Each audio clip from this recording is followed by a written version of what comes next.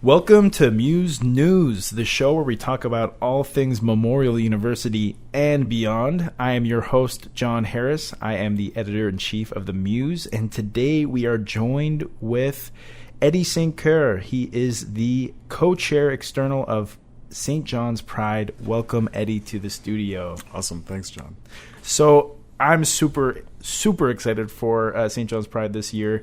Let's get right into it. So the festival is going to be from 9th to the 20th. There's going to be tons of events. Tell us a bit about what it's been like planning St. John's Pride. It's been a pretty neat experience. So the festival runs from the 9th of July to the 20th of July. And that's kind of a formula or a set that we ran into 3 years ago when we kind of hauled the festival together with community volunteers. And it's turned into this really cool collection of community events and events that different people have come forward to us and suggested to come into, and we really rely on partnerships with community partners to pull it together. So we're really excited for this one. I think right now we're up to 32 events in 11 days, and it's been an amazing transformation over the last couple of years. Yeah, that is intense. 32 events. Yeah, it's a lot. How do you keep them all together in your head? Well, that's the hard part. Like, is making sure that we're all working at the same spreadsheet and that we keep it all together. But we've got a lot of great. We realized 3 years ago when we kind of stepped in to reinvigorate the festival that the best way to do it is for us to turn to the community and say, what do you want? And can you do it? Because a lot of people would come to us and say, I've got this great idea for Pride. And I would always say, that's amazing. You should do that. You do that, and we'll help you do it. We'll go and find funding. We'll find volunteers. We'll promote it. We'll get people out to it. But it was too much for the board to take on themselves. There's 9 of us. We're all volunteers. We've got day jobs. And I think that was one of the great moves that we did, and it's something that's kind of stayed true over the last 3 years. And that's how we're able to do it, is because, you know, we have a queer birding event that's coming in this year, and that's a whole other group of people who had this idea and said, I want to do this, and we said, sure, let's do it. And that's kind of what's been the success of the festival. And this year we're really excited because we're introducing a closed space for Two-Spirit and Indigiqueer individuals in the community. And we're also introducing a closed space for racialized and Indigenous people, like more of a social gathering. So to even just be able to include that in the program, and like when we put those pieces together a couple of months ago, around the board table, everybody had said, you know, if everything falls apart, if these are things that we were able to do and that we can pull off these events, we're going to consider that a success. And luckily, we've had a lot more community partners come on board. Quadrangle's co-producing events with us, and yeah, it's all coming together. It's a lot. Like, the next couple of weeks, we're going to be absolutely exhausted, but it's super rewarding to do it, and we really enjoy doing it. Yeah, I love that model of community engagement where it's, you know, empowering community organizations to lead events, but giving that necessary infrastructure and, you know, centralized team to help pull it together. I think that's a really great model going forward with St. John's Pride. So far, it's worked, and because you know, one thing that we realized a couple of years ago is Pride is the brand that people are most familiar with when you're talking about corporate sponsorship or when you're talking about government sponsorship and those kinds of things. And even when people are planning their trip, when they're planning their summer and they want to come into St. John's for Pride, and we know there's a lot of people that do that from across the country and across the province. So we sort of took that to our advantage of like, okay, well, we'll go and apply for funding grants and then redistribute it back to everybody else, because that's something that we're really good at, but I'm not great at hauling together a queer choir like Alice Hightala is, right? So they take care of that, and then we go and try and find funding and supports and help where we can to just try and uplift everybody at the same time. And we take on our own events. Like, we have, this year we're bringing back our Pride After Dark event, which is one that we introduced last year, which is a super cool showcase of queer artists over the course of the night. We do it at the Sheraton Hotel in St. John's. And this year we have Terra Nova from season 5 of Canada's Drag Race, our own like local performer that made it to the national competition. And then we're also bringing in Jaylene Time from that same season. And Jaylene Time is a 60 Scoop survivor. So she's coming in and bringing that classic kind of drag. Like I've been watching her over the summer do different Pride seasons across the country. And, you know, you get that Dolly Parton, you get that old kind of classic drag-esque to it. And then while she's in town, we partner with First Light and Quadrangle to say, hey, can we include in the contract with her that we'll create a closed space for two-spirited and indigiqueer people? And we don't know how to identify that. One issue with the board is that we're a lot of white people. So we were really thankful that when we brought it to First Light, we brought it to Quadrangle, the two of them said, yeah, absolutely, we can help you with this. So we secured funding for it. First Light came in to help with flights and ground transportation and those kinds of things. And it was just a nice bonus to be able to offer up. And we're also bringing in, for that night, Bitch Sassity, who is, right now, she's -- burlesque in Canada, and she's performing at the Edinburgh Fringe Festival this summer. And we're also bringing in Carla Marks as the host, who's a trans drag performer and comedian. And she's going to be hosting Pride After Dark, but they also own a cabaret company called Cabco in Calgary, where they do professional development workshops and those kinds of things. So we reach out to Quadrangle, and they have an entrepreneurship and professional development program. So while they're in town, we're going to be offering up a character development workshop for local performers to kind of work on their character and see how they want to evolve it, or if they want to evolve it. And then in the afternoon, we're going to do a burlesque event, or burlesque workshop with Bitch Sassity. And then that evening, Carla Marks, in her day job, is actually Dr. Victoria Buchholz, and she's a history professor at the University of Alberta and Mount Royal University, and she has a touring show called History with a Drag Queen. And this is the gay villain edit, and her pitch on it is, we talk about all these upstanding gay people like Martha P. Johnson and Harvey Milk and everybody else, but she said, we don't talk about the gay that sold out Oscar Wilde, or the gay Nazis, or the gay emperor that used to murder his lovers to try and regain their youth. Wow! So and we're doing that one at LSPU Hall. So it's going to be a really cool festival. We're bringing back the panels. So we're doing 2 panels that are going to be moderated by Rhea Rollman. Wow! We started them last year, and we're really excited that she offered to come back, and we were happy to partner with her again. Our very own Rhea Rollman, program director at CHMR and author of Queer History of Newfoundland, A Queer History of Newfoundland. Which, if you haven't read it, it's so thoroughly written, and it's really surreal for me as somebody that moved here and kind of I moved here for undergrad, and I've been here for the last 20 years, and I'm reading through this book, and I know these names. A lot of the people that I run into in different jobs and different walks of life, you're seeing their stories about how instrumental they were to developing the women's movement in across the province, and how instrumental they were to developing the queer movement here, and how that's kind of evolved over the years. If you have not read it, absolutely read A Queer History of Newfoundland. It's super, super cool. And a lot of the book gets into the history of Memorial University's role in the scene here, and the Muse gay and lesbian edition that was extremely controversial. So controversial, which is really interesting and important part of our history. So tell us about the flagship parade this year. Anything new to expect, or what's the laydown? So the last 2 years, so this will be the third one that I've been involved in. The parade's gotten larger and larger and larger every year, and we're always so thankful for it. I say all the time, there's this moment where I go down in the parade staging grounds, because we're there super early, because everything has to time out, and there's an order of operations for things, and you're just walking in front of this quiet city street, and every year I've been like, oh god, I hope people show up, because it's just this really quiet Sunday morning. So we're expecting the same crowd, if not larger again this year, the way that our registrations have been going. And it'll be, last year I think we had somewhere between 3,000 and 5,000 people that were going through with the march from City Hall, and we go up to Bannerman Park. We changed the route a bit. It was challenging for the Sheridan when they had tour buses and stuff come in for us to close the street off, but that was something we had to start doing because the parade had gotten so big. So we shut the entire parade route down in the morning. And this year we've asked, and they accepted Trans Support NL to be they're the grand marshals of the parade this year, and this year's theme that we landed on is no going back.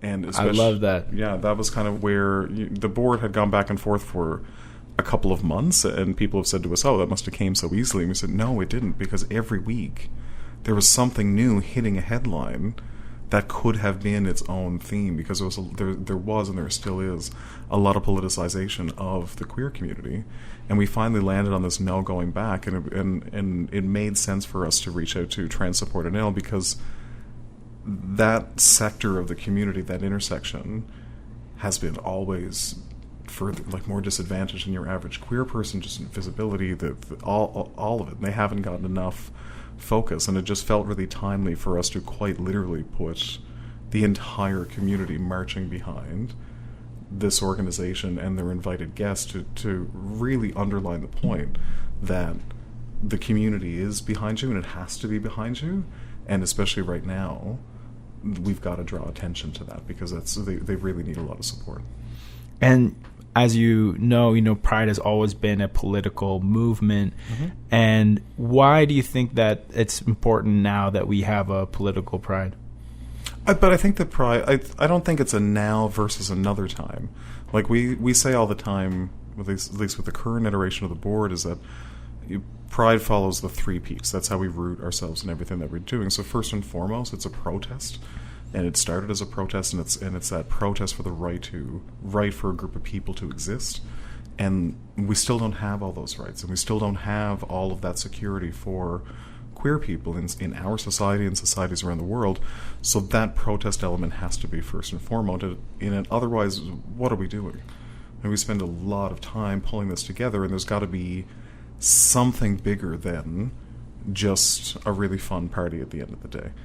So with the 3 Ps, we got protest, protection. So it in itself, queer people being in larger numbers and being together, we create safer spaces for each other.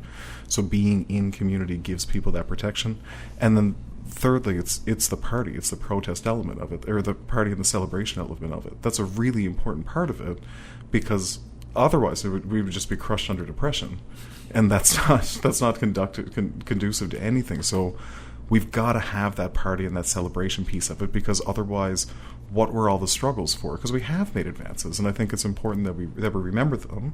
And what we find is that that's a really difficult piece for people outside of the community to understand, is how those 3 things have to work in balance in order to be true to what the movement is and be true to what the origins of Pride was here in the city, in Toronto, in Manhattan, over and over and over again. Kind of what made Pride celebrations come together was this element. There was a need to say enough is enough, and we're not going in the corner, we're not hiding anymore, and we have to keep that balance. But we've been having some really good conversations with a lot of people, because I think we have a really strong board that's been working really hard in the community, and I think that people are willing to have that conversation, or at least entertain it, because they see all the other things that we're doing and seeing how successful it is, and they're seeing how the parade keeps growing and growing.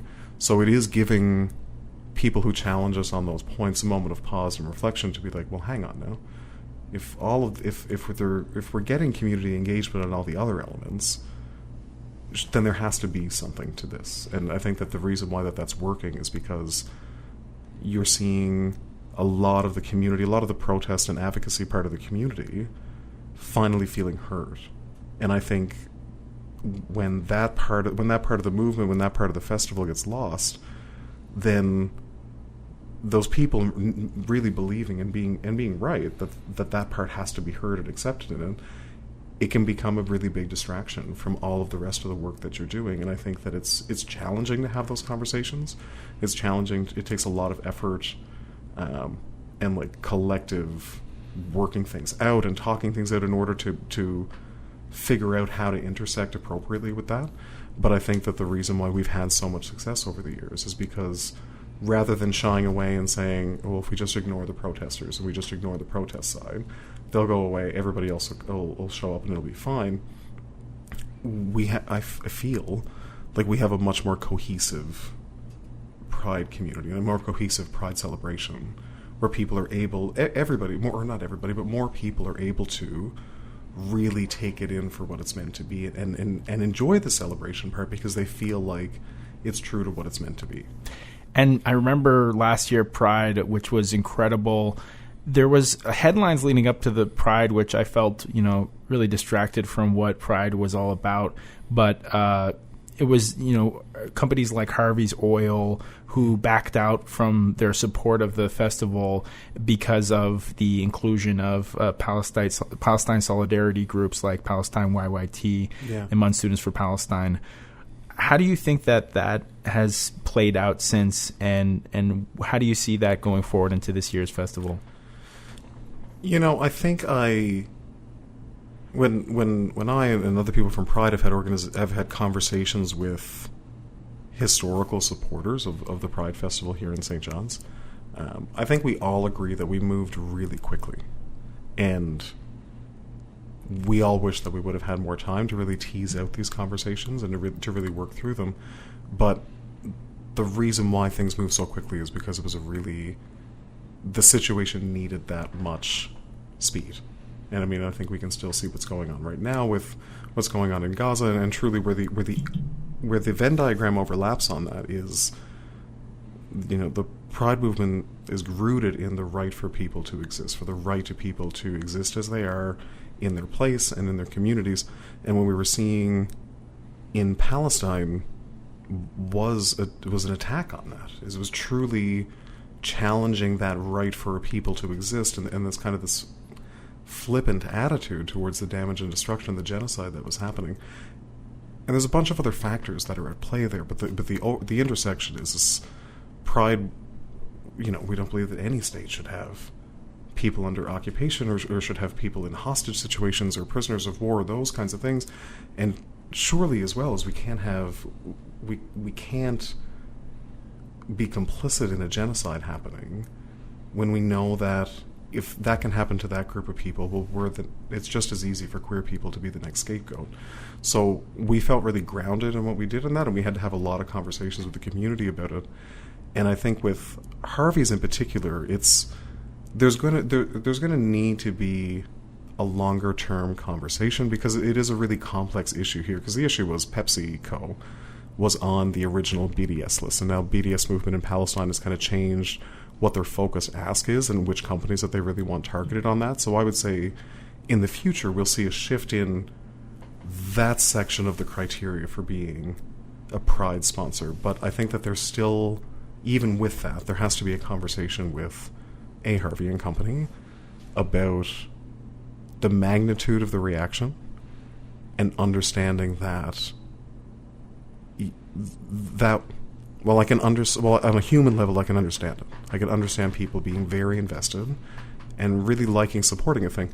But there's a piece of it where there could have been a much, much bigger damage. Like to hire a PR firm overnight to be on every news outlet in the city, condemning St. John's Pride, equating St. John's Pride as being on Newfoundland because Pepsi has jobs here, and there is an element of that. Like there is and that's part of we wish we had more time to have those conversations with workers at Browning and Harvey and Company, and saying, this isn't you. This isn't we want people to stop supporting your jobs here locally, but we want you to push the message back to the people that are up higher in this company, in this conglomerate, this big international organization, that these things are impacting our jobs here. Like whatever you're doing over there, these things are impacting our jobs. And that's where we would have liked to have seen it, but again, it really happened so quickly, and it needed to happen quickly. And it's something that we got a lot of community support from, we got a lot of positive response from. There's still conversations that I have to this day where people want more information on it. They want to understand how we arrived at the decision and give their side of it. But looking back a year now, and we say this all the time at Pride, is we don't regret our decision. Like I've slept soundly over the last year knowing the decision that we made, knowing the magnitude of what it was and what it caused.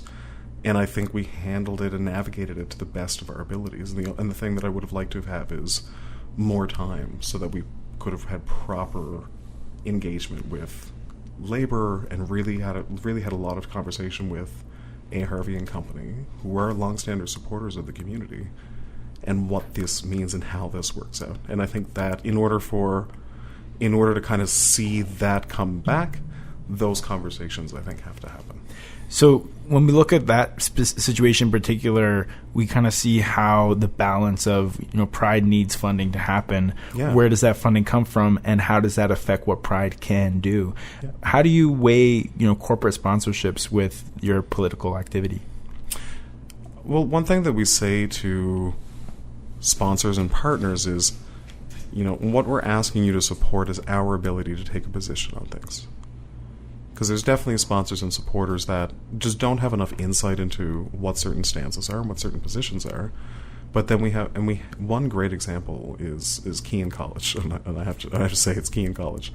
When all of this controversy happened, one of the representatives, their number came up on my phone, and I had been on the phone all day long doing media, having conversations. And when I picked up the phone, it was Keene College, and as soon as I picked it up, all they said is, we're not backing out. We figured that right now that you'd have a lot of people who were reaching out to you and really questioning what was going on, and being confused and being worried about how this is going to hit their bottom line. But they came to us and they asked us, what should we do here? And they said unequivocally, they said, well, we always support Pride. We have to support Pride. And these people seem to be people that really put a lot of thought into what they're doing. So why would we pull out now? But I think you are right. It's really indicative of how precarious the funding for festivals like St. John's Pride is. Like, it wouldn't happen without federal government support, and it wouldn't happen without provincial government support, and it wouldn't happen without the city of St. John's and the city of Mount Pearl doing different things and jumping in where they can to help with that. But I think it's also a reminder to the community that we have to start finding ways to fund these things. And I think the programming has to match what people are looking for so that people will come out, and we try and use a pay-what-you-can model across as many different events as we can. And I think that we're seeing it now with Toronto Pride. Toronto Pride's looking at a $900,000 deficit. It is massive. That's almost 20% of their budget. And now they plan a year in advance. So this year's festival is fine because they funded that. But whatever happens with this festival doesn't happen next year. But it's a very different model, right? Like, we bring tourism into the province. We know it. We have people who reach out and say, we're planning our trip around the festival. When is it? But we're not bringing in Toronto Pride level tourism. And I think that there has to be a conversation between Toronto Pride and the City of Toronto, the province of Ontario, and the government of Canada to say, we can only do so much here. Like, we've done years and years and years of going to get corporate sponsorship, but if we believe that these things improve society, if we believe that these things improve people's feeling of being at home and people choosing our cities to visit, then it's time for it's time for different levels of government to really stop on the question of this and up the support. And they do a lot. Like, the government of Canada is by far our largest funder, and that's all money that goes directly into showcasing queer artists. There's no administration fees, there's no salaries, nothing comes out of that aside from paying for stages and spaces and performances by queer artists. That's amazing. But it would be very difficult for an organization like us to secure that kind of funding with a local sponsor. And I mean, especially when you have like so many things happening in the summer season this year. Like, we've heard from a lot of sponsors that say, listen, we'd love to help you out, but we were tapped out by the Canada Games. And we love the Canada Games. Yeah. So like, don't not have the Canada Games. That is a super cool event that's going to be really great for the city, and we can't wait to see it. But the reality is, and the market can only support so much. So we're really trying to be creative about how we keep ourselves funded. How do we pull from the community where it's appropriate? So this year we're introducing festival passes so that people who have the ability can just buy a pass to a set of events, and then we'll build on that next year in terms of, okay, well, how can we thank these people that are coming in, and the members of the community who have the ability and are willing to go, yeah, I'll sign a check there. So how do we make sure that we recognize them and we thank them for that? But festivals like this are precariously funded. And if it wasn't for, like, I think we've sent out close to 500 sponsorship requests across the Wow. province. Yeah, it's a huge, huge effort. But by and large, the support really comes from the levels of government. Yeah. So right, and there's even a challenge where we're talking with people. We're not talking with people, but part of our fundraising team are these great allies that work in sales and business development, and they've offered to help us for the last couple of years. And they themselves get frustrated because they're on social media and they're seeing different companies make a Pride post. We love Pride. We support Pride. June's Pride Month and rainbows and glitter and all that stuff. But then they're not supporting the festival, or they're not supporting the organization. Not putting their money where their mouth is. Exactly. Yeah. Quite literally that. And some of our sponsorship tiers are built for bigger donors. They're $5,000 tiers and $10,000 tiers. I don't expect small business down the street to sign a check for $1,000. But $200 helps. $500 helps. Offering up we had one group this year that said, listen, do you need a space for something? I'll keep my restaurant open late. Or I'll keep my bakery open late so that you can have an event here. And that's a help. And I think that we're hoping that we'll be able to have that conversation more and really press the point that if we don't support these things, then they don't happen. 3 years ago, we quite literally almost lost the festival. We would have been the only capital city to not have a Pride festival. Like, the community would have gathered in some way, but there wouldn't have been that support. Yeah, there wouldn't have been a full festival put together and programmed, and that would have been the first time since 91. Wow. If you go back and tease back that far. So there's going to be 32 events over 20 days. How many? It's from the 9th to the 20th, so 11 days. 11 days. Oh, wow. I was really overestimating. Yeah, no, 11 days. And we've talked about the political. We talked about how queer community can protect one another. What about the party? Let's hear, what kind of events can we expect that are bringing the party? So there's that Pride After Dark event, which is super cool. It's a full evening of, there's drag, there's burlesque, there's pole performances. I'm trying to think of the kind, because we're just about to announce all the performers that are coming in. There are drag kings. There's musicians. There's folk musicians, and we try and build as much different queer art that we can showcase in that one night. And of course, we've got J-League Time that's headlining it, and Terra Nova that's also headlining in. Carla Marks is hosting. We've got Bitch Sassity, who's #1 burlesque in Canada. And then we have, all throughout the week, there's family events that are happening with Big Brothers Big Sister. Quadrangle's having their annual bingo.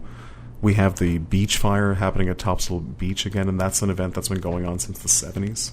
So on a Tuesday in July since the 70s, queer people have been getting together for a beach fire. It used to be Middle Cove. We moved it to Topsail because it's more accessible. And we just go out, and people just go out and make these little fires on the beach, and it's this really cool thing to be a part of. And we've partnered with Evelyn Jess again to do the singer-songwriter circle. We have both of the panels. So one panel focuses on trans journeys and kind of the journey that trans people have been through and the journey that they're still on. And then the second panel is a panel called Who Makes Us Safe? And it's going to focus on queer people feeling safe in the community and how do we create those safe spaces. First Light is doing a Two-Spirited barbecue. The Queer Research Initiative and the Queer Archives are doing the Living Library, where they bring queer elders into a space and you can come and kind of hear their stories about their life in the city and see different queer artifacts that are being showcased. We have the flag raising on the 9th. Beers for Queers is happening that night, and $1 from every pint sold to Kitty Vitty goes to support Trans Support NL. We're doing a virtual panel on queerness outside of the Western sphere, so Larabelle Emba is hosting that for us.